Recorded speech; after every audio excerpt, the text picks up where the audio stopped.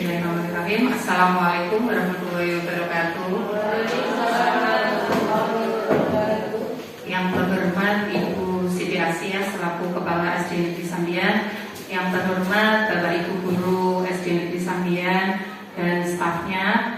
Pertama-tama marilah kita panjatkan puji syukur kehadirat Allah Subhanahu wa taala yang mana pada pagi hari ini kita diberikan kenikmat kesehatan dan kesempatan sehingga kita pada pagi hari ini kita dapat berkumpul di ruangan kelas 6 ini dan keadaan sehat walafiat.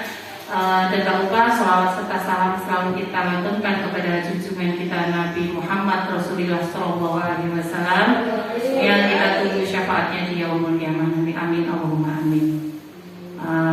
Pada kesempatan pagi hari ini untuk memenuhi tugas dalam kegiatan pendidikan guru penggerak akan melakukan diseminasi penyebaran pemahaman dan penerapan pengalaman budaya positif.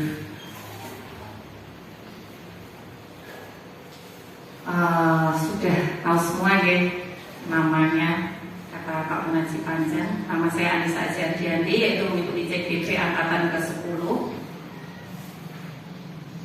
Nah, sebelumnya Bapak Ibu mohon untuk melihat tayangan video ini sebagai opening. Maaf Pak, saya terlambat. Dani, kamu lagi. Kamu itu nggak kapok-kapok ya? Bapak kasih hukuman, capek Bapak Dani. Langsung aja, sini kamu.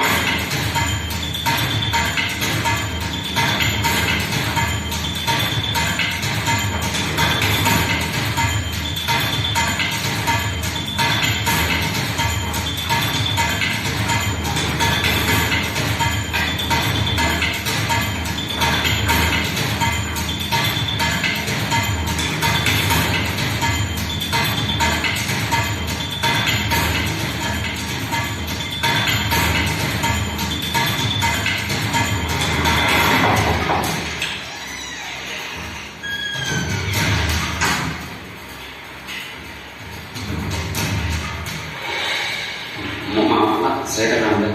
Dani, kamu tahu nggak sekarang ini jam berapa? Jam 1 siang Pak. Dan kamu tahu kan jam Bapak itu mulai jam berapa? Jam setengah 1 siang Pak. Kamu itu kan kelas siang ya? Kok masih bisa datangnya terlambat? Maaf Pak, sebenarnya saya... Udah, sebagai hukumannya ulurkan kedua tangan kamu. Ingat ya, namanya jangan mencoba dengan ini. Kalau kalian contoh, ada yang lagi kerja lagi, masih tahu berarti.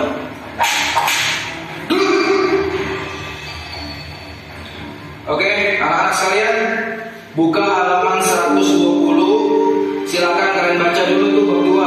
Bila ada yang ingin ditanyakan, langsung tanyakan kepada Bapak.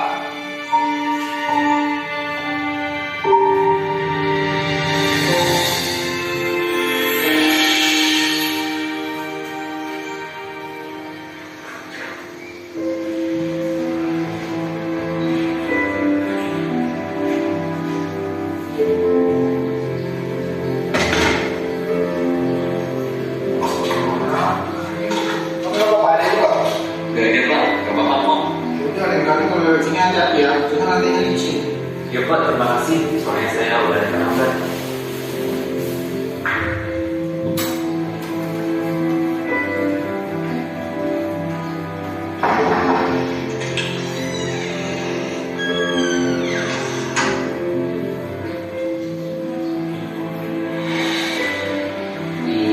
Maaf Pak, saya terlambat. Dani lagi. Kenapa ya? Kamu ini kok nggak bisa jadi anak disiplin seperti yang lainnya? Dani, teman-teman kamu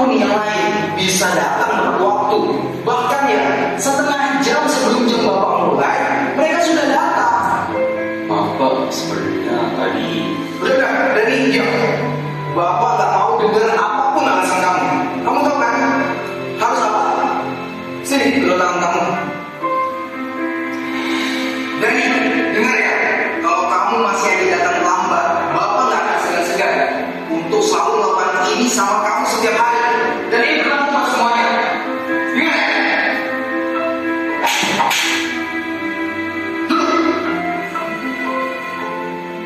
Ya sudah, yang lain perhatikan kembali.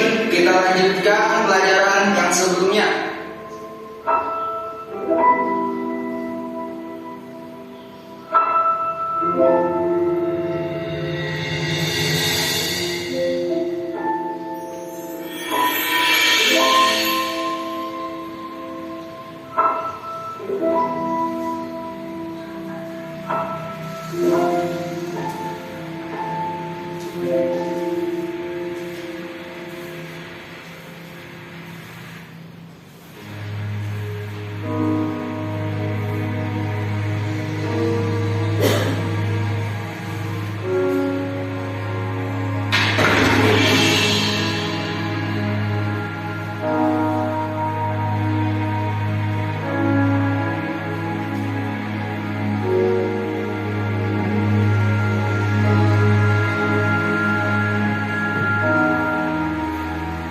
Ini kan jusnya mau dibawa kemana Pak? Biar saya bantu.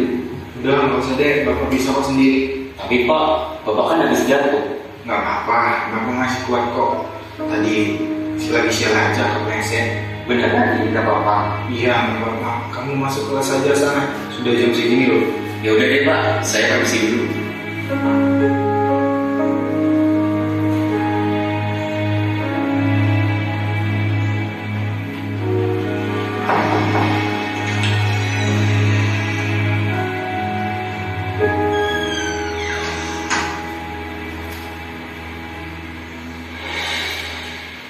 Maaf Pak, saya terlambat. Dani, kamu lagi. Kamu itu nggak kapok-kapok ya, Bapak kasih hukuman. Kamu itu kan masuk siang loh. Kok bisa sampai terlambat seperti ini loh? Sepertinya kakak udah terlambat. Tak ada manusia yang terlahir sempurna. Jangan kau sesali segala yang telah terjadi. Tidak Loh, itu tangan kamu kenapa deh? ini tadi habis jatuh kak. Ya Allah. Nanti diobati. Ya kak, ini nanti aku obati. Udah, kakak berangkat dulu deh. Ya kak, hati-hati. Assalamualaikum.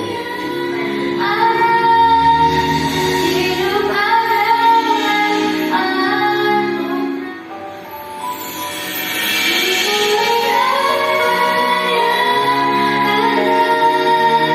hidup adalah anugerah.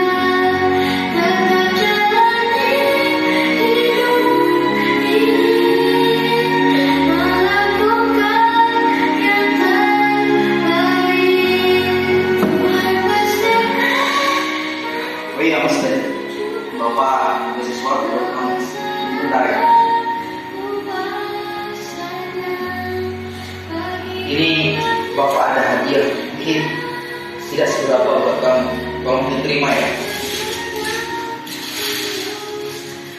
Apa ini Pak? Ayo, dibuka aja. Kamu lihat aja sendiri. Bapak yakin kamu pasti suka.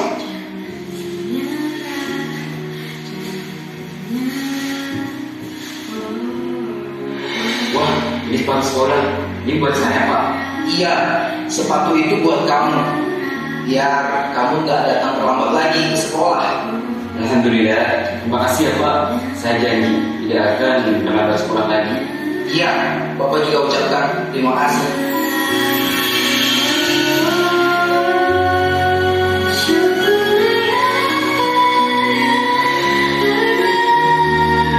Hidup adalah anugerah.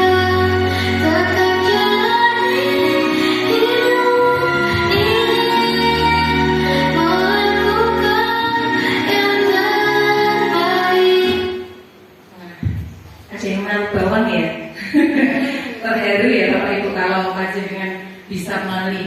video ini secara utuh, konsentrasi dan merefleksi diri kita sendiri selama ini kita di sekolah sama anak-anak seperti apa. Nah, itu gambaran tamparan buat kita semua.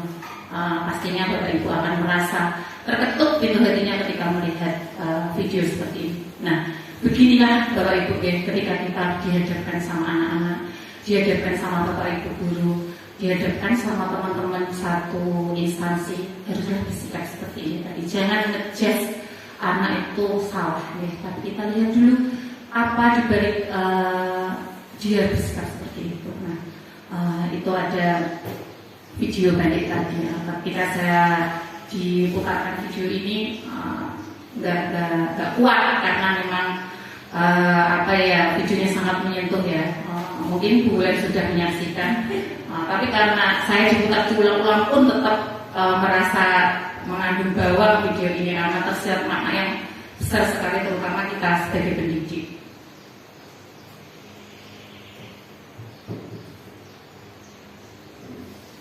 Sekarang kita masuk ke apa sih budaya positif? Budaya positif yaitu pembiasaan-pembiasaan positif di sekolah yang kita kenal dengan budaya positif. Budaya positif akan menimbulkan rasa aman, nyaman, dan bahagia bagi murid dalam proses pembelajaran dan kegiatan sekolah. Budaya positif juga dapat mendorong murid untuk mampu berpikir, bertindak, dan mencipta sebagai proses memerdekakan dirinya sehingga murid lebih mandiri dan bertanggung jawab. Konsep ini budaya positif nanti akan saya paparkan ada 7, yaitu yang pertama perubahan paradigma belajar, yang kedua disiplin positif, yang ketiga motivasi perilaku manusia, keempat kebutuhan dasar, kelima posisi kontrol, keenam keyakinan kelas, dan yang ketujuh segitiga restitusi. Nah, semoga nanti kedepannya nanti Bapak Ibu setelah adanya ini diseminasi budaya positif akan memberikan sudut pandang yang berbeda ketika kita dihadapkan sama anak-anak yang berbagai karakter ya. Yang pertama yaitu perubahan paradigma belajar. Menurut pemikiran belajar Dewantara, yaitu tujuan pendidikan adalah menuntut segala kekuatan kodrat yang ada pada anak, yaitu alam dan zaman, agar mereka mencapai keselamatan setinggi-tingginya. Sedangkan pendidikan menghamba pada murid, yaitu pendidikan haruslah berpihak pada murid sesuai dengan minat, bakat, dan kemampuan anak. Dan guru itu ibarat petani. Petani yaitu sekolah ibarat lahan atau tanah, dan murid ibarat benih. Petani hanya bisa menuntun tumbuhnya benih dan merawatnya menjadi benih yang unggul. Jadi ketika ada yang bilang anak-anak seperti kertas putih, biasanya seperti itu ya. Kalau sekarang pemikiran belajar Dewantara itu beda, seperti benih. Benih dititipkan di sekolah. Sekolah itu lahan. Kita guru petani. Kadang aja petani menanam melon ya, melon. Ibaratnya melon satu pohon kayak satu anak. Ketika melon yang satu bisa berbuah baik, apakah melon yang lain sama? Tidak. Padahal perlakuan kita sudah sama. Tapi tergantung nanti kita sebagai petani harus pandai. Kita sudah memberikan pupuk, sudah memberikan pengairan yang sama, memberikan perawatan yang sama juga. Tapi anak-anak yang beda karakter juga harus kita bedakan cara merawatnya seperti itu kayak petani ya. Pembelajaran dengan paradigma baru, yaitu pembelajaran yang dirancang dengan prinsip berdiferensiasi. Peserta didik belajar sesuai dengan kebutuhannya berdasarkan tahap perkembangan sesuai teori psikologi modern untuk mewujudkan profil pelajar Pancasila. Ada berkebinekaan global, bergotong royong, kreatif, bernalar kritis, mandiri, beriman dan berakhlak pada Tuhan Yang Maha Esa dan berakhlak mulia. Nah, ini masuk ke disiplin positif. Seperti tadi, tokoh tadi siapa yang sebagai tokoh utamanya? Jani, betul sekali. Hampir sama deh seperti murid kita ada yang seperti itu. Tapi kita jangan mengikuti apa yang dilakukan oleh Pak Guru tadi ya. Ketika ada siswa yang telat tidak mengerjakan PR langsung kita hukum. Karena sekarang kita tidak boleh menghukum, memberi hadiah pun tidak boleh. karena itu berdampak panjang bagi anak, ya Bapak Ibu. Tapi di monggo misalkan ada sesuatu yang spesial atau apa, nanti kita ulas. Menarik sekali ini soalnya kalau panjenengan pengen mendalami betul ilmu ini. Disiplin positif berasal dari kata disiplin yang artinya belajar. Disiplin mengacu pada disiplin diri yang memiliki tanggung jawab terhadap apa yang dilakukannya berdasarkan nilai-nilai yang diyakini. Disiplin positif merupakan salah satu cara penerapan disiplin yang bertujuan untuk menumbuhkan kesadaran serta memberdayakan peserta didik tanpa imbalan atau penghargaan, reward, ancadaan ataupun ancaman dan hukuman. Sebagai pendidik, tujuan kita adalah menciptakan peserta didik yang memiliki disiplin diri, sehingga mereka berperilaku mengacu kepada nilai-nilai kebajikan universal dan memiliki motivasi intrinsik dalam perubahan perilaku ke arah yang lebih baik. Intrinsik berarti dari dalam, motivasinya dari dalam, jangan dari luar. Disiplin positif, cara penerapan disiplin positif yang mengajarkan anak bertanggung jawab dan menumbuhkan kesadaran diri berdasarkan nilai-nilai kebajikan. Lebih ke arah disiplin diri yang dapat mengontrol diri dalam melakukan segala tindakan. Disiplin diri dapat membuat murid memahami dan menyadari berdasarkan motivasi internal, bukan akibat paksaan, ujian, atau hukuman. Motivasi perilaku manusia. Yang ketiga, kita kan juga manusia ya, bukan hanya murid yang mempunyai motivasi. Kita sebagai guru juga harus mempunyai motivasi. Motivasi yang paling baik menurut Bapak Ibu, motivasi yang apa? Internal atau eksternal? Internal. Kalau internal itu dari dalam diri, sedangkan eksternal dari luar ya. Kayak impor ekspor. Nah, kalau in itu mendatangkan, berarti dari diri. Kalau X itu keluar ya. Motivasi eksternal untuk menghindari ketidaknyamanan atau hukuman, ataupun untuk mendapatkan imbalan atau penghargaan dari orang lain. Sedangkan motivasi internal yaitu untuk menjadi orang merdeka yang inginkan dan menghargai diri sendiri dengan nilai-nilai yang mereka percaya. Seperti ini Bapak Ibu, ketika ini kan mau kenaikan kelas nih atau apa, nanti ketika Bapak Ibu memberikan suatu hadiah, oke lah bagi anak yang berprestasi, dia akan bangga. Coba lihat anak yang mereka mendapatkan ranking terakhir, perasaannya bagaimana? Coba ketika Bapak Ibu flashback masa lalu, ketika jadi murid, guru selalu mengagung-agungkan mereka yang berprestasi, tapi tidak melihat anak yang kurang berprestasi, padahal belum tentu dia tidak punya prestasi.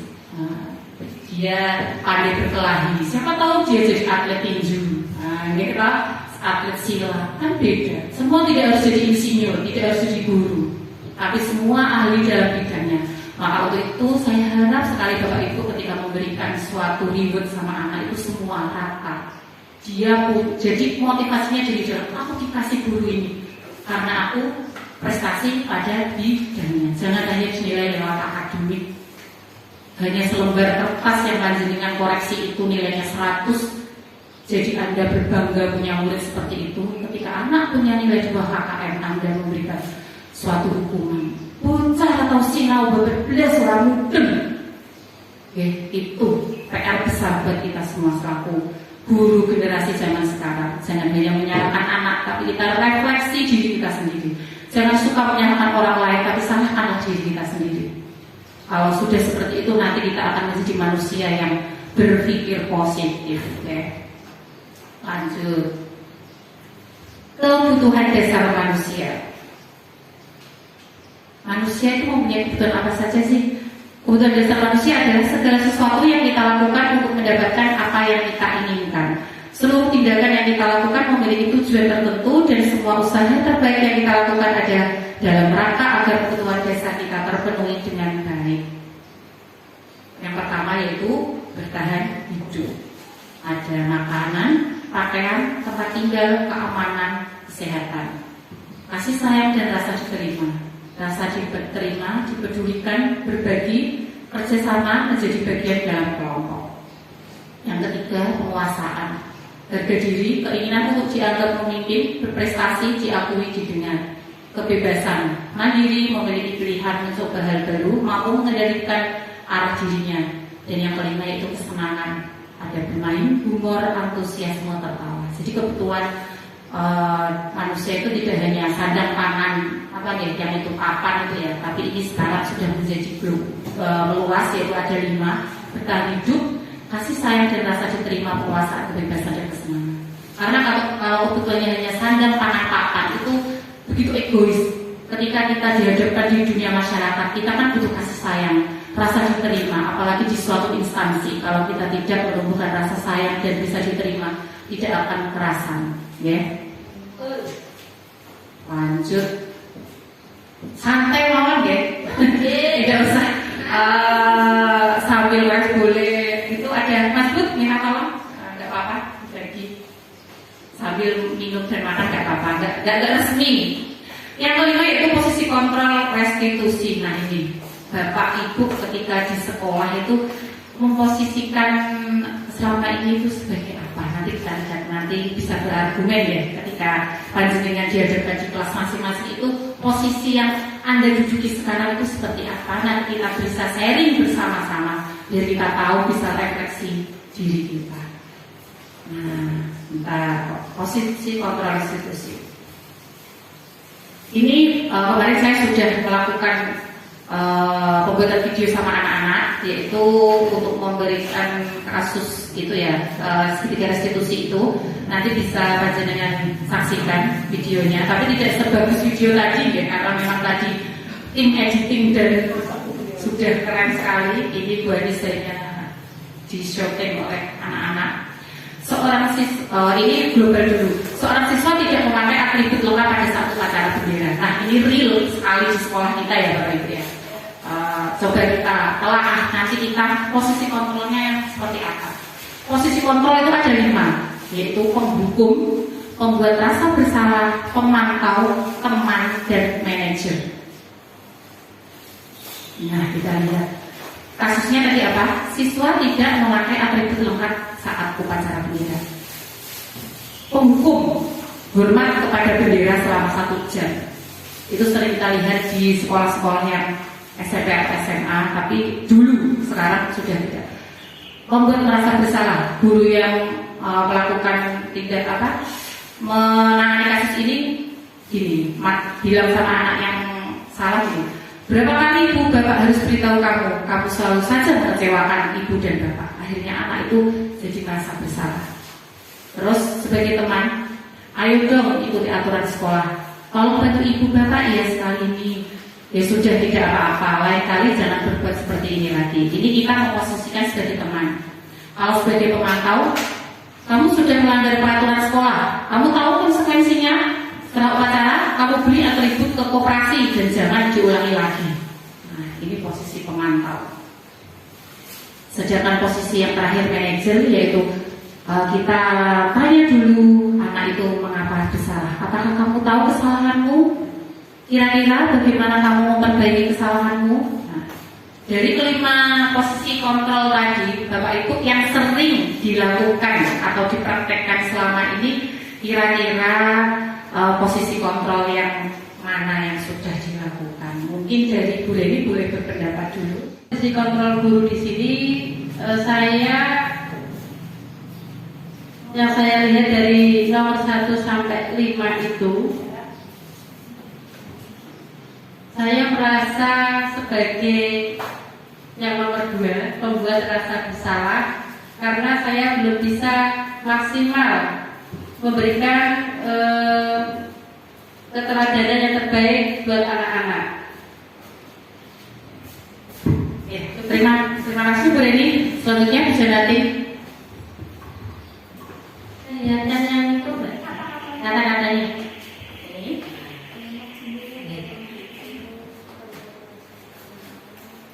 Gak apa-apa, kita belajar bersama ya. Biar nanti setelah kegiatan ini jadi kita keluar sebagai bapak guru idolanya anak.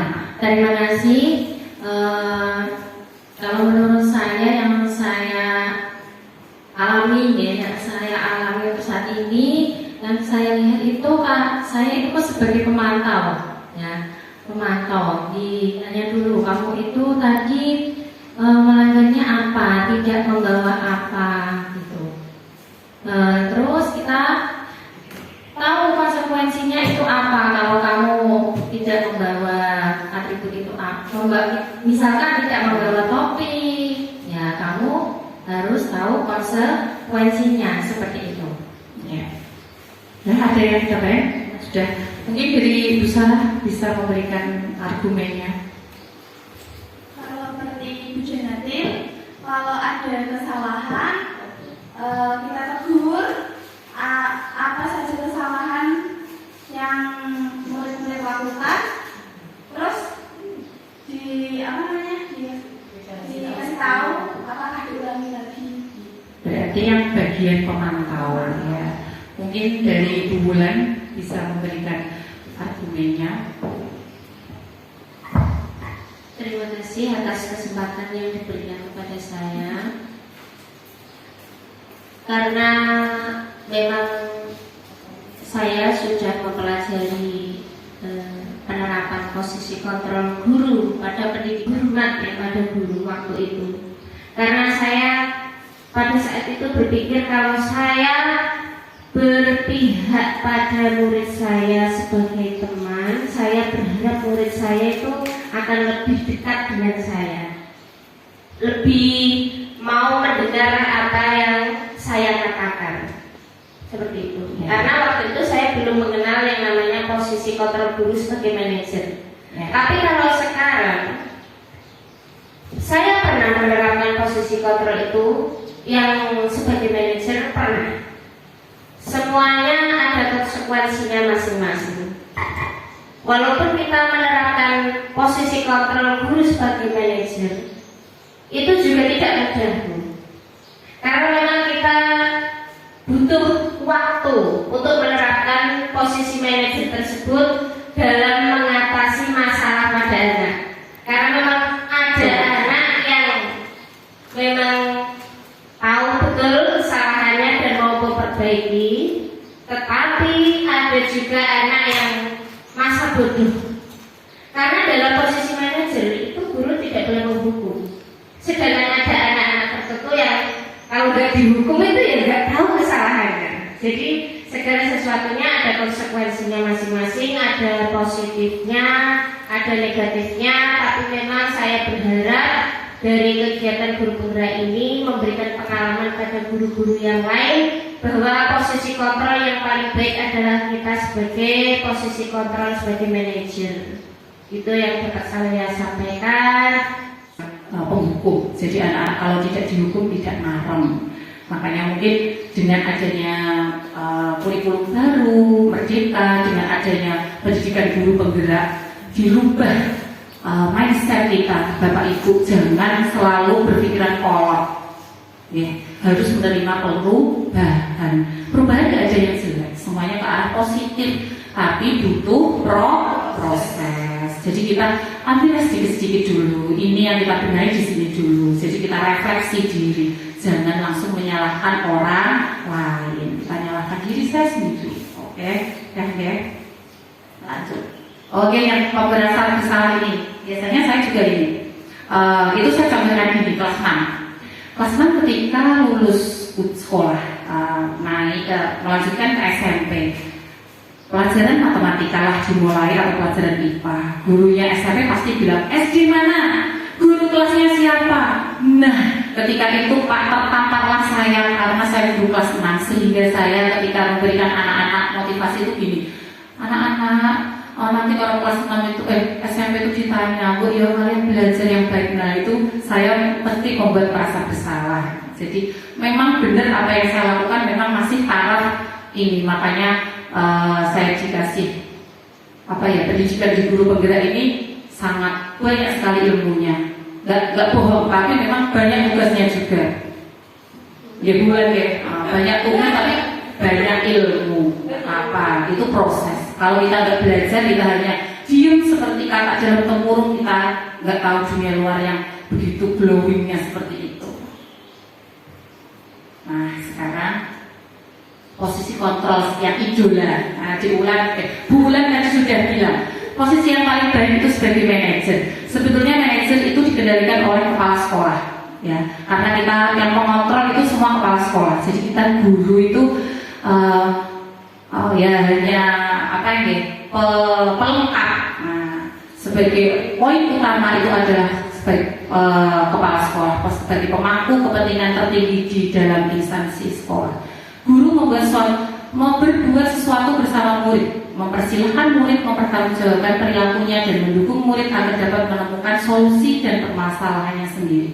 Posisi manajer mengacu pada restitusi yang dapat menjadikan murid sebagai manajer bagi dirinya sendiri sehingga tercipta identitas positif berhasil pada diri murid. Jadi anak-anak digiring kayak dokter itu loh, kalau kita periksa kan ditanya gimana Bu, keluhannya seperti apa. Nah kita sekarang dituntut untuk seperti itu sebagai dokter. Jadi jangan langsung bocah dikai PR loro anggaran 5 pemenang ngomong lopo main HP ya, padahal gurunya main HP terus sementara anak murid-muridnya nggak boleh main HP.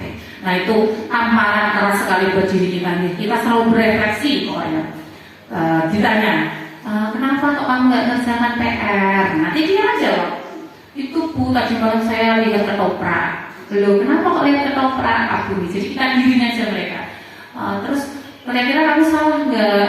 Jadi kita pasang wajah itu, wajah guru sekarang itu wajah ibu perih, kalem, lemah lembut, jangan nada tinggi, nyetak-nyetak itu nggak boleh ya. Makanya boleh kalau di kelas sekarang harus slowly, nggak boleh. Nanti kita darah tinggi. Sepetua kan dulu identiknya awet muda. Nah, terus untuk melaksanakan segitiga restitusi itu kita diawali dengan pembuatan keyakinan kelas. Tidak boleh membuat aturan. Aturan hanya untuk dilanggar. Tapi kalau keyakinan itu diyakini dalam hati. Apa sih keyakinan kelas? Coba kita lihat ulas. Mengapa keyakinan bukan peraturan? Nah, kita lihat. Nanti panjenengan bisa membedakan apa yang disebut peraturan kelas dan apa keyakinan kelas. Peraturan kelas, apa saja yang boleh dilakukan dan tidak boleh dilakukan, itu motivasi eksternal. Contohnya, dilarang berbicara saat Bu Guru menerangkan. Dilarang, tidak boleh, kalimatnya berupa apa? Larangan atau negatif. Kalau nilai keyakinan kelas itu nilai-nilai kebajikan yang disepakati bersama sebagai motivasi internal, misalnya rukun dengan teman, hormat guru, seperti itu. Terus peraturan kelas berisi kalimat negatif dibuat oleh bapak ibu guru, biasanya buat kita sendiri nulis aturan, ditempel. Anak-anak lihat aturan kelas, siapa yang melanggar akan saya beri hukuman. Nah, dijas lagi anak-anak, kemerdekaan anak-anak kita ambil lagi, nah hilang sudah.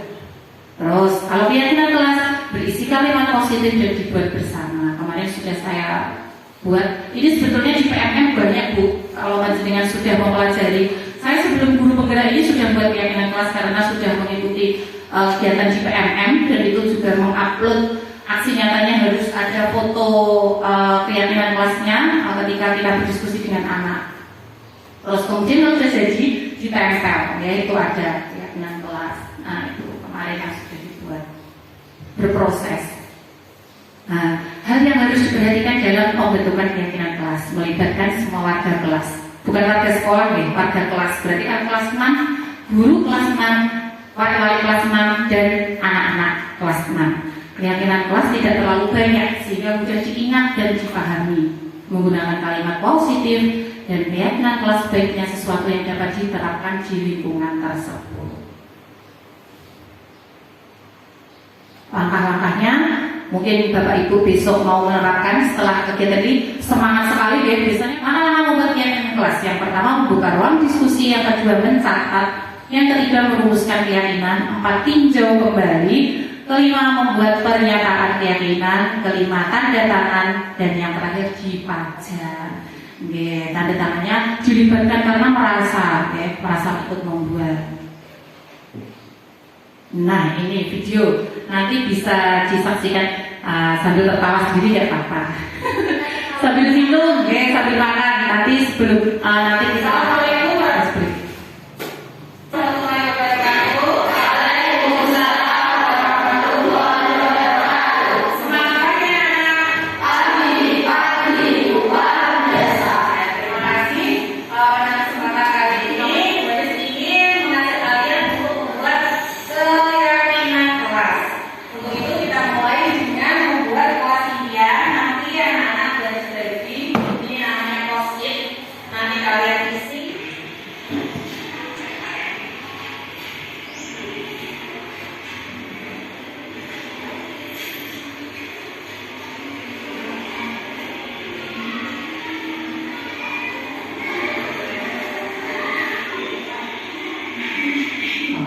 kelas. Tadi sebetulnya ada durasinya yang panjang, tapi untuk menghemat waktu kita lanjutkan yang ketujuh, yaitu segitiga restitusi. Nah, ini merupakan puncak dari kegiatan ini, karena budaya positif semuanya akan bermuara kepada segitiga restitusi. Mungkin Bapak Ibu yang belum familiar mengenai segitiga restitusi baru, atau mungkin kalau bulan sudah sering mendengar. Bagi yang lain, Tuti sering mendengar segitiga restitusi? Ya, ini nanti sebagai besok kalau mengikuti program guru penggerak berarti mahir, karena ini seperti kuliah Pak Fasil ini. Segitiga restitusi, apa sih segitiga restitusi itu? Yaitu suatu proses dialog yang dijalankan oleh guru agar dapat menghasilkan murid yang mandiri dan bertanggung jawab. Namanya segitiga itu punya berapa sisi? 3. Nah, ini nanti kita ada 3 tahapan. Yang pertama yaitu menstabilkan identitas. Yang hijau dulu. Hijau kan berarti jalan. Nah, mulai menstabilkan identitas. Kemudian validasi tindakan yang salah. Kemudian yang terakhir menanyakan keyakinan yang salah yang mana. Karena kita sudah buat keyakinan dulu. Kalau kita tidak membuat keyakinan kelas dulu, tidak bisa melaksanakan segitiga restitusi. Jadi di kelas Bapak Ibu harus sudah ada keyakinan. Nanti ketika bertanya kepada anak, keyakinan yang dilanggar yang mana, yang tidak sesuai yang mana, itu anak tahu. Kalau tidak punya keyakinan, belum bisa menerapkan segitiga restitusi. Nah, ini segitiga restitusi dalam penyelesaian masalah. Guru berperan sebagai manajer tadi, 5 kontrol tadi ya. Sebagai apa? Pertama, 5 coba. Hukum, terus teman, merasa bersalah, pemantau, terus manajer. Alhamdulillah, berarti masuk. Meskipun ini kayak apa nih, penting gak penting, tapi saya harap Bapak Ibu keluar dari kegiatan ini ada ilmu yang membekas di hati ataupun di benak Bapak Ibu ya, biar nantinya menjadi sesuatu yang indah. Terus lanjut saja, tujuannya itu menghasilkan murid yang mandiri dan bertanggung jawab, bukan menghasilkan murid yang penghukum. Kita sering mendengar kasus apa ya, IPDN atau apa ya, yang di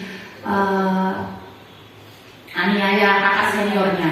Itu pasti dia dulunya dianiaya kakak seniornya juga. Bertahun-tahun turun pasti ada kasus sampai meninggal. Kalau tidak meninggal tidak akan dieksposnya baru meninggal, sudah terlambat. Nah, makanya kita sebagai pendidik di tingkat dasar SD kan basic ya, kita harus menghilangkan budaya penghukum. Siap Bapak Ibu? Berproses, nggak harus besok kita langsung diperi semua, tidak, harus berproses. Nanti anak-anak terus pada bingung ya, loh biasanya aku dihukum kok tidak tahu, makanya dia ya. Gak apa-apa, kita berproses, kita bersama-sama. Kita kalau saling mendukung itu enak. Kita kalau bekerja sendiri di belakang berat, yakin Bapak Ibu. Kalau kita bahu-membahu bareng, kita menyampaikan visi. Kemarin kan kita habis membahas visi, ada misi. Terus kita bergandengan tangan untuk membuat sekolah Sambian menjadi sekolah yang idola. Tidak hanya gurunya yang idola, tapi juga muridnya, ya. Gitu. Pokoknya janji diri sendiri. Kita janji percuma kalau kita janji tidak diimbangi oleh semuanya, ya. Maka kita janji dari diri sendiri, Bapak Ibu yang lain dan semua pihak, terutama dengan pihak luar itu sangat penting. Ya, maka yang pertama menstabilkan identitas berdasarkan prinsip membuat kesalahan adalah bagian dari proses pembelajaran. Kata-kata yang kita ucapkan pada anak itu gini, berbuat salah itu wajar. Bilang seperti itu, jangan sama nada tinggi, berbuat salah itu wajar. Sama aja ya. Ketika katanya positif tapi nadanya tinggi, nah, anak-anak takut, saya aja takut, apalagi anak-anak ya.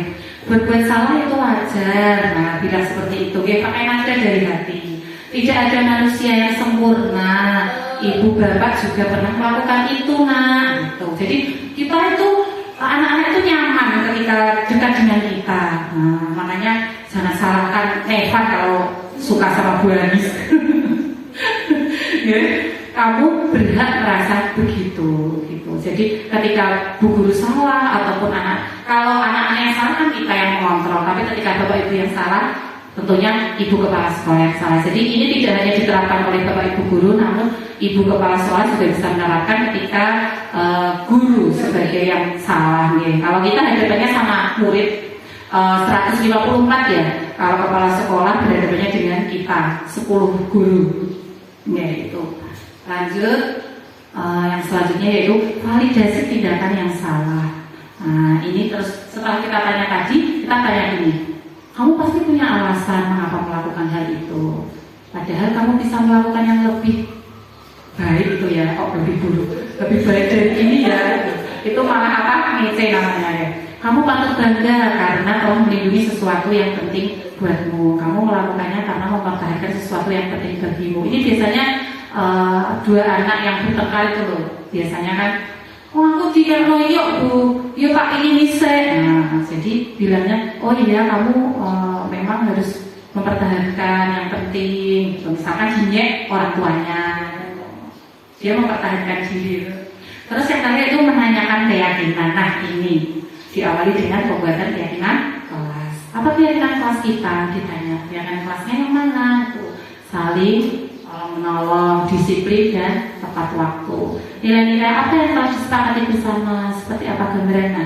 Ketika ada kemarin yang Kak itu Wafa, Mas Wafa, ini kasus yang saya angkat juga real yang terjadi di kok kebetulan gitu loh. Biasanya itu saya seperti itu, hidupku tuh kok kebetulan pas ya kebetulan aneh, kebetulan ini ya pas ini, CGP ya ini, pokoknya dinikmati aja. Yang penting disyukuri. Kalau bersyukur insya Allah akan rasa ringan.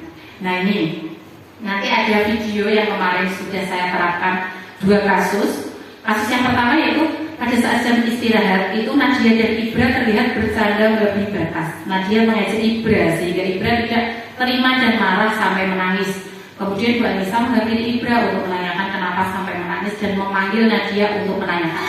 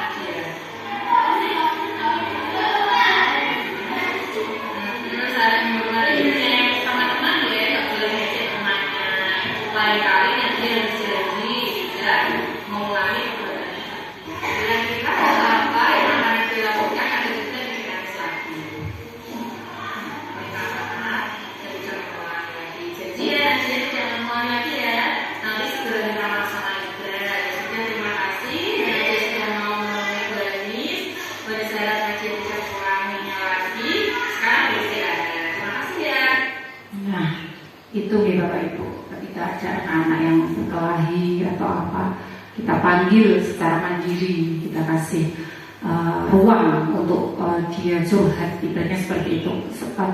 Kita kan lebih dulu lahir ya, tentunya kita sudah merasakan apa yang Nadia rasakan. Ketika kita bisa merefleksikan diri, membayangkan apa yang dirasakan anak itu, pasti kita tidak akan melakukan suatu kesalahan. Itu betul sekali. Oh iya, aku jadi Nadia ketika di bengo ini ngarepe wong akeh, pasti dia akan malu, akan dendam, akan di sini di hatinya akan terpatri. Iya enggak Bapak Ibu? Ketika panjenengan jadi murid dulu, ingat enggak guru-guru yang galak siapa? Guru-guru yang tapi memang pendidikan dulu itu ya makanya kadang dilematis ya. Nek gak galak marai ora diajeni kan biasanya seperti itu. Tapi itu kita berusaha hilangkan. Ya, jangan berpikiran kolot. Kita harus maju sesuai perkembangan zaman. Nah itu contoh kecil, tapi kalau diterapkan memang ya susah, gampang-gampang susah. Memang ada positif dan negatifnya setiap suatu tindakan. Jadi kita melakukan penghukuman, menurut kita betul, tapi salah di mata anak. Kalau kita melakukan seperti ini, posisi manajer kontrol ini, kita melakukan segitiga institusi, bagi anak ya nyaman, mungkin dia tidak akan jerah, tapi bagi kita juga hal yang baru, tapi harus kita laksanakan. Kalau Bapak Ibu ingin mengikuti perkembangan zaman, maka Bapak Ibu juga harus ikut berubah, berkembang. Ya, jangan aku yang ngene, aku kudu ngene, pokoknya ngene. Jangan egois dengan karakternya masing-masing, karena sekarang kita harus berkolaborasi. Ya. Lanjut lagi, kasus yang kedua nggak usah ya, Mas Wafa tadi yang tidur karena melihat ketoprak itu benar-benar dilakukan dia memang karena habis nonton ketoprak yang kabumi sampai malam. Nah itu juga kalau dulu waktu saya SMP itu kalau ada, saya ingat betul itu memang ya, kalau guru galak itu diingat-ingat itu pelajaran PKN Pak Budi Santoso itu kalau ada yang angop, cuma angop loh, itu suruh ambil ember, diisi air, disuruh nyiram tanaman.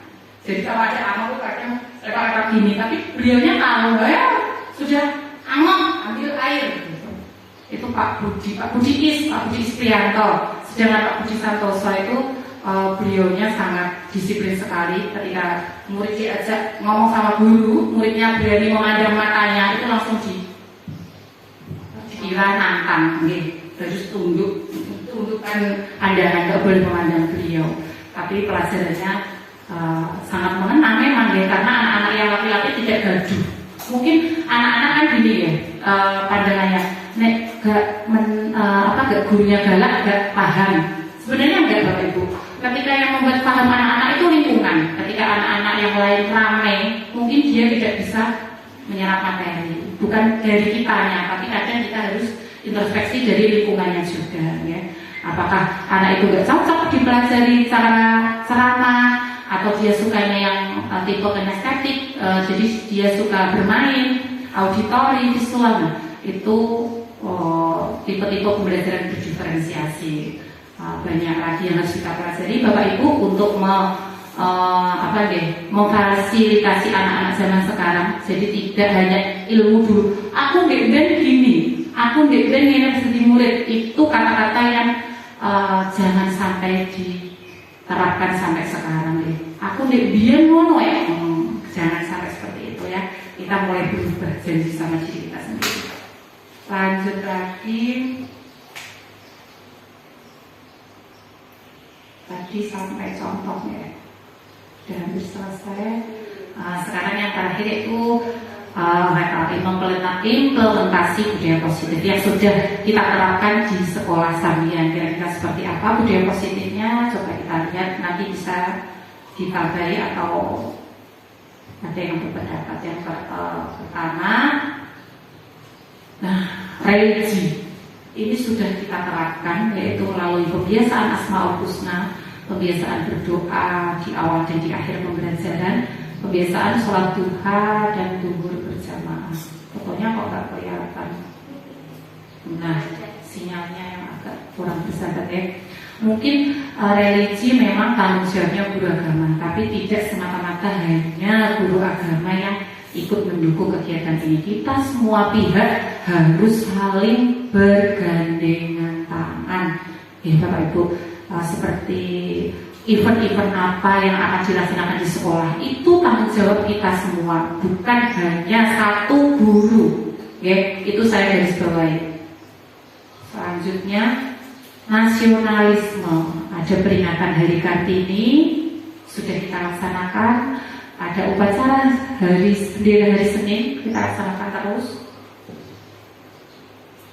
Nasionalisme yang lain banyak sebetulnya, tapi ini yang saya unggah kemarin di untuk kegiatan tugas CGB ini hanya ini. Kalau banyak cari foto-fotonya yang agak kerepotan. Penerapan 5S seperti prakarsa perubahan yang kemarin saya inginkan itu ya, senyum, sapa salam, dan sopan santun.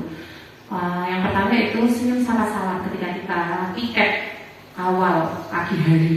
Nah itu kan menjemput anak-anak di gerbang, itu sambil senyum sapa salam ya. Selanjutnya anak-anak terus menuntun sepeda ketika menuju gerbang.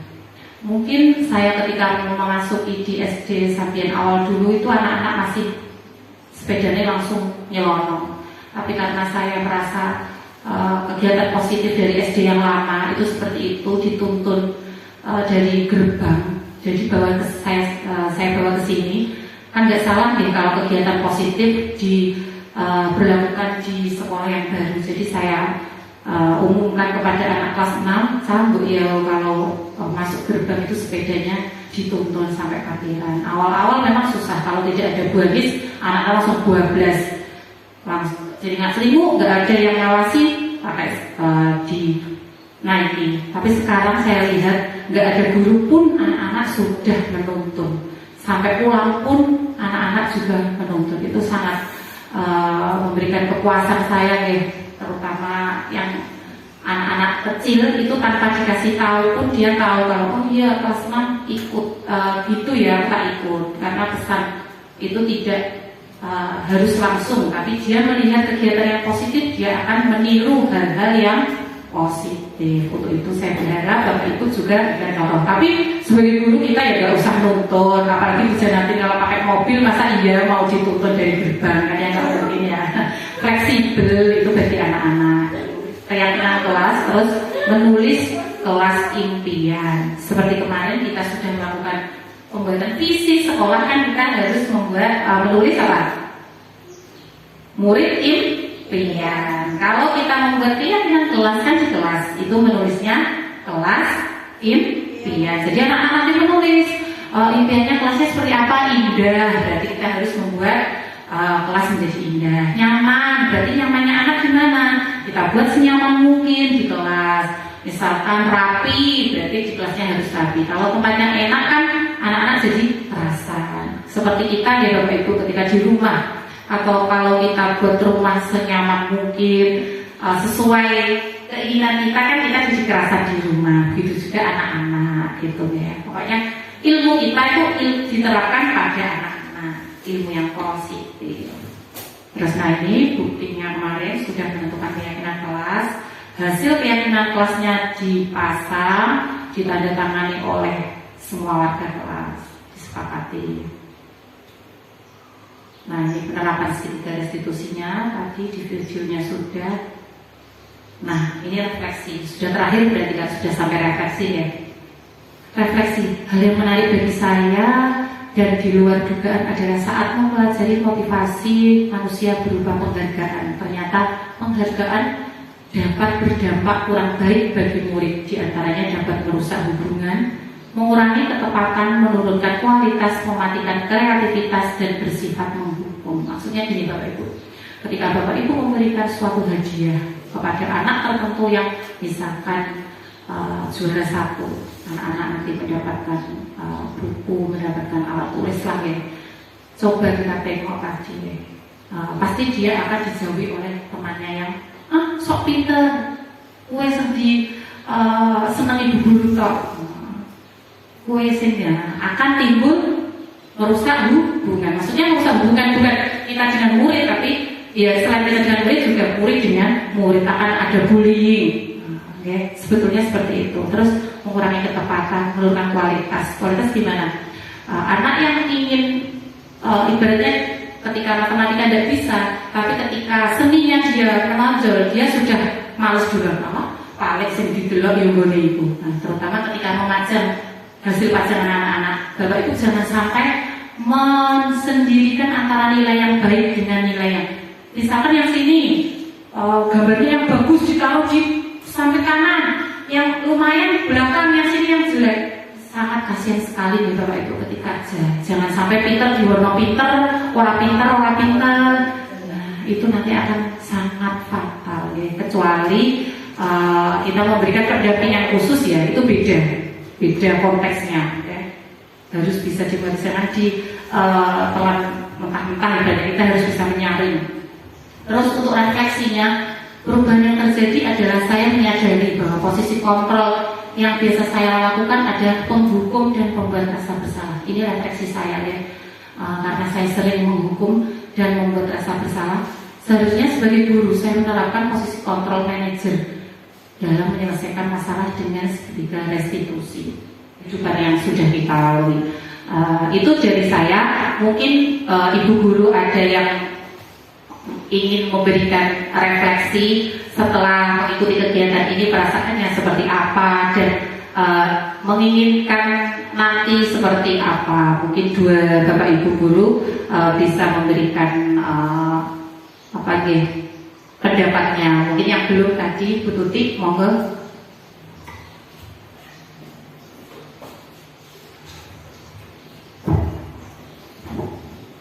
Assalamualaikum warahmatullahi wabarakatuh.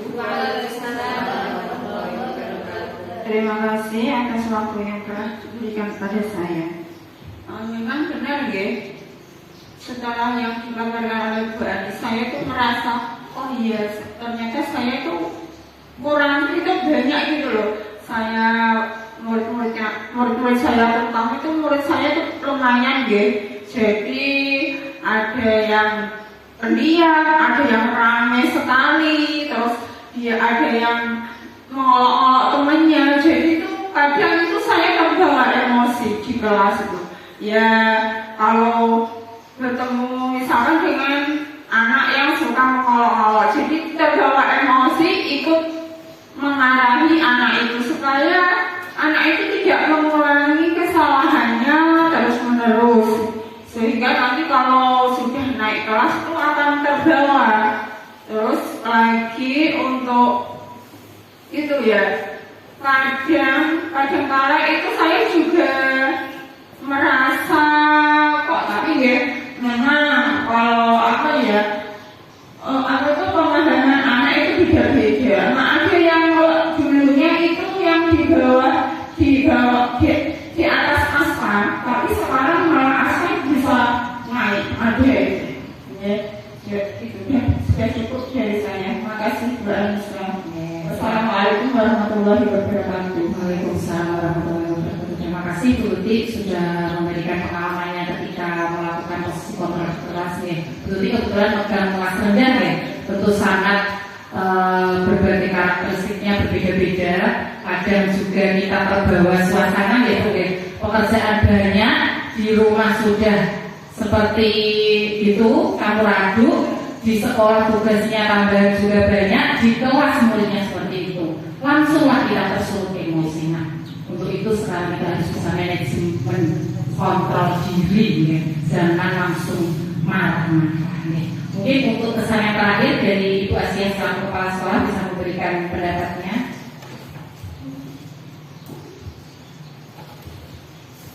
Assalamualaikum warahmatullahi wabarakatuh.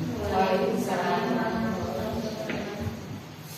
Untuk yang akan saya sampaikan setelah tadi apa yang telah dijelaskan oleh Bu Anissa, itu kontrol yang harus dilakukan oleh semua guru yang ada di sekolah, sehingga tidak harus menjadi penghukum atau membuat rasa bersalah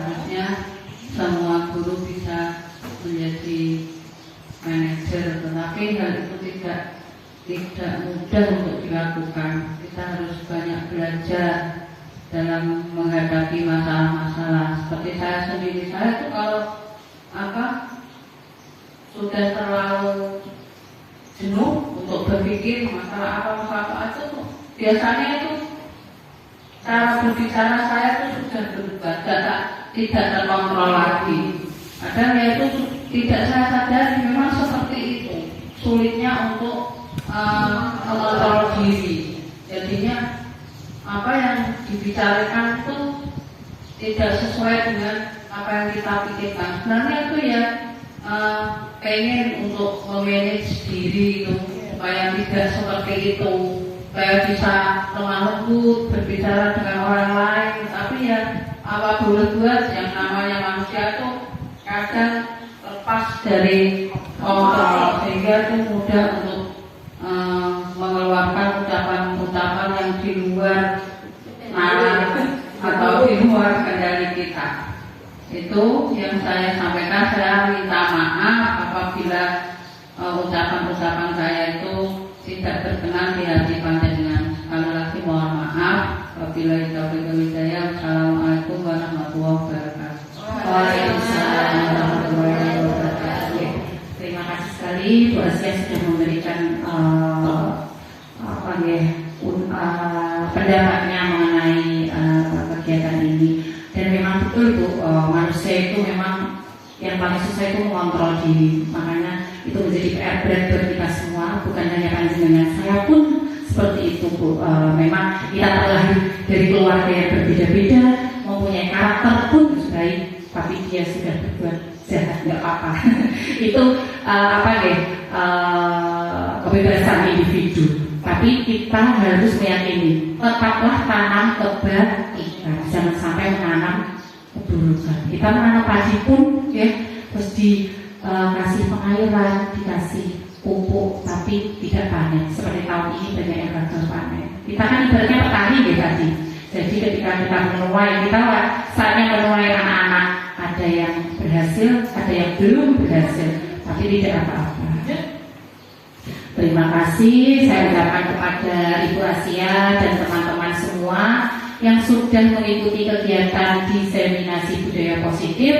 Semoga kegiatan pada pagi hari ini dapat memberikan banyak pembelajaran buat kita, banyak refleksi diri yang harus kita benahi, banyak catatan-catatan khusus di awal tahun nanti kita bisa terlahir guru yang merdeka, murid yang merdeka, dan sekolah yang idola, sehingga kita dapat mencapai visi sekolah SD Negeri Sambian dengan bagus dan baik. Terima kasih sekali lagi. Jika ada yang kurang berkenan dalam tutur kata atau tingkah laku saya, tapi betul bukan sengaja saya menyakiti teman-teman semua, karena saya sayang panjenengan semua.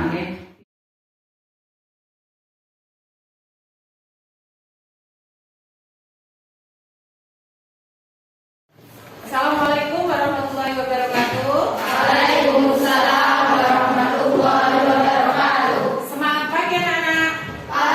Pagi luar biasa. Ya, terima kasih. Pada kesempatan kali ini Bu Anis ingin mengajak kalian untuk membuat keyakinan kelas. Untuk itu kita mulai dengan membuat kelas impian. Nanti anak-anak Bu Anis bagi, ini namanya post-it. Nanti kalian isi kelas impian yang kalian impikan seperti apa. Bisa berupa kalimat atau kata boleh ya. Bagi post-it nanti diisi di sini ya, pakai pulpen.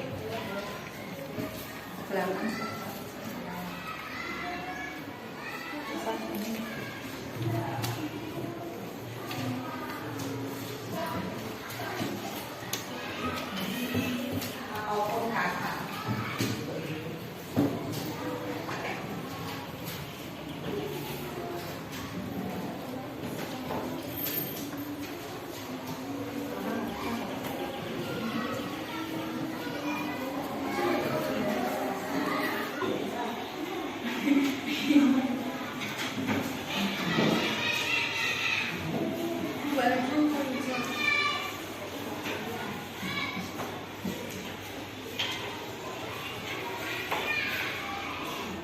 Sudah selesai membuat kelas impiannya? Sekarang kalian tempelkan di sebelah sini post-it yang telah kalian isi. Ayo ke depan. Tempelkan. Urut dari yang sebelah sini dulu, biar tidak berdesak-desakan. Sini. Semuanya ada dua.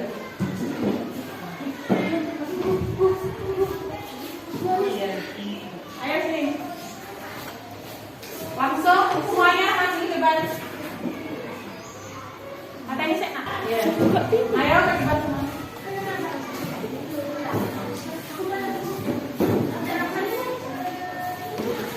Ayo selanjutnya depan.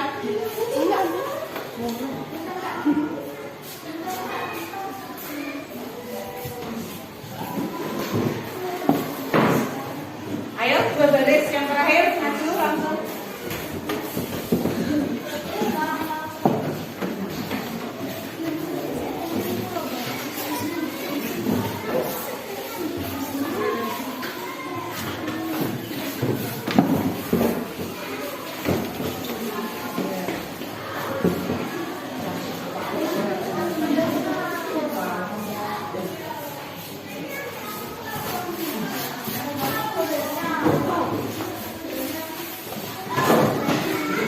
Sudah semua?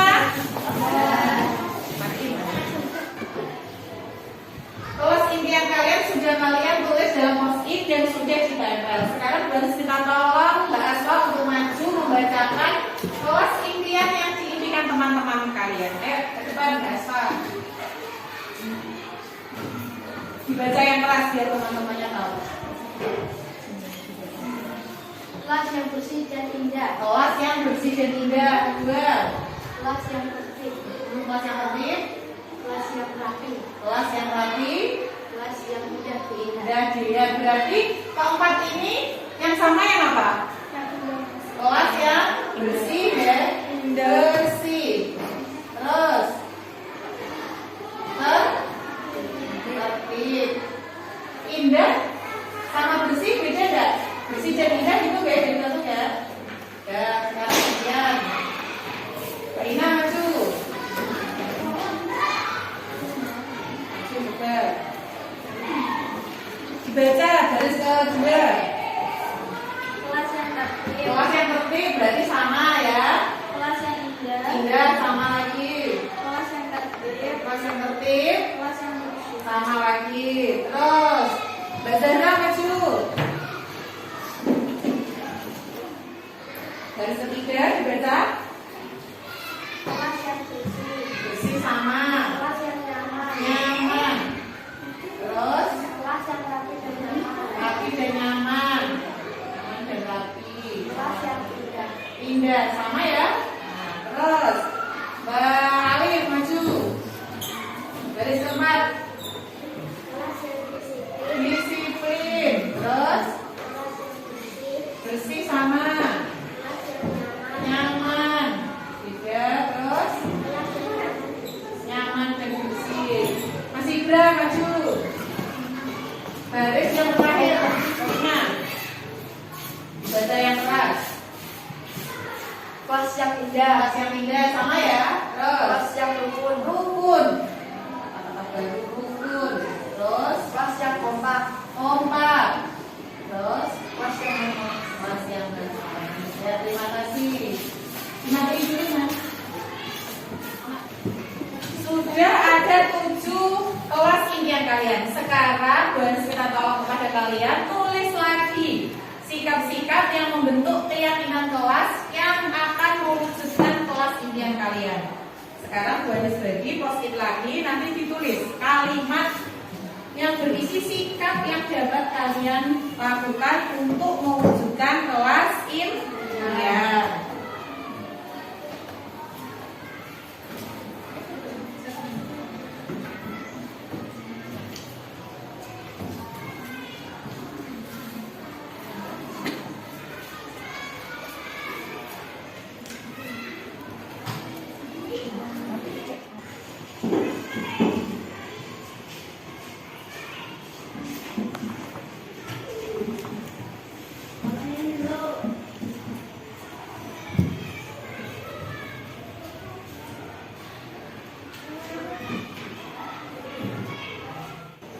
Sudah selesai semua menulis keyakinan kelasnya?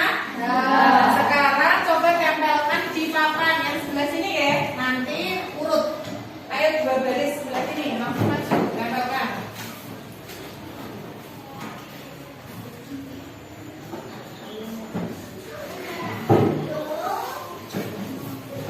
Langsung dua baris.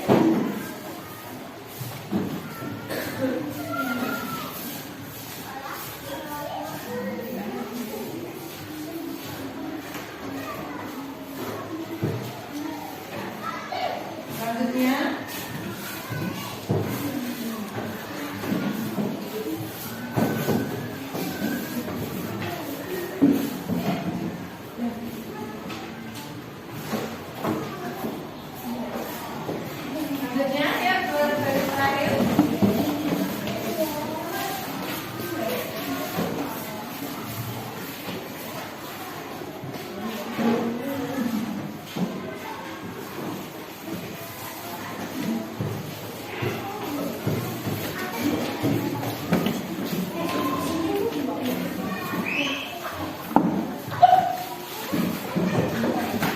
Sudah semua?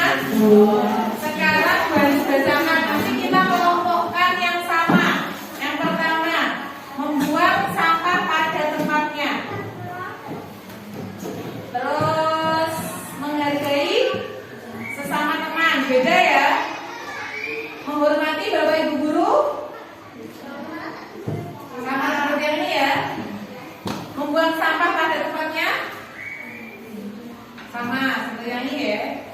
Terus tepat waktu. Berarti ini termasuk disiplin. Saling tolong menolong. Beda. Hadir tepat waktu. Sama, kita kelompokkan. Dari keyakinan-keyakinan kelas yang kalian buat sudah baris kelompokkan. Sekarang ada 5 keyakinan kelas. Coba dibaca bersama-sama. Yang pertama, membuang sampah pada tempatnya. Yang kedua, berbicara dengan sopan. Yang ketiga, disiplin dan tepat waktu. Yang keempat, saling tolong menolong. Dan yang kelima, menghormati bapak dan ibu guru. Nah, ini 5 keyakinan kelas yang harus kalian yakini di dalam hati. Jadi kamu melaksanakan ini tidak dengan paksaan. Setuju? Mau meyakini dalam hati, mau melaksanakan? Berjanji? Nanti ditulis yang rapi, perwakilan satu kelas, kemudian kalian tanda tangani keyakinan kelas ini, kemudian ditempel di sudut kelas.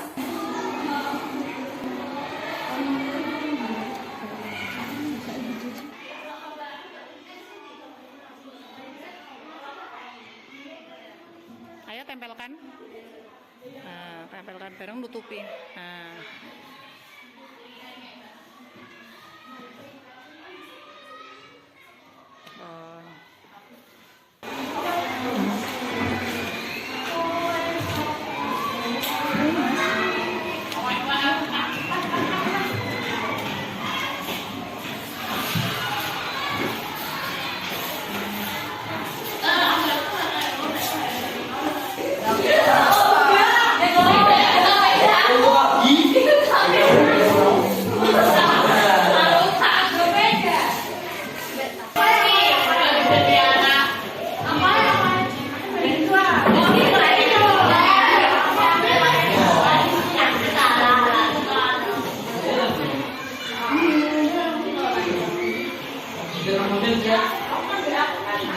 Sudah terbentuk keyakinan kelas yang kalian buat bersama-sama ya. Tadi ada berapa? 5 keyakinan kelas. Coba kita baca lagi. Yang pertama, menghormati bapak dan ibu guru, membuang sampah pada tempatnya, saling tolong, berbicara dengan sopan, disiplin dan tepat waktu. Sudah kalian tanda tangani semua dan sudah bulan tanda tangani. Berarti keyakinan kelas ini sudah sah. Harus kalian yakini dan kalian laksanakan. Terima kasih atas kerjasama kalian dalam membuat keyakinan kelas. Kalian boleh istirahat. Cukup sekian. Assalamualaikum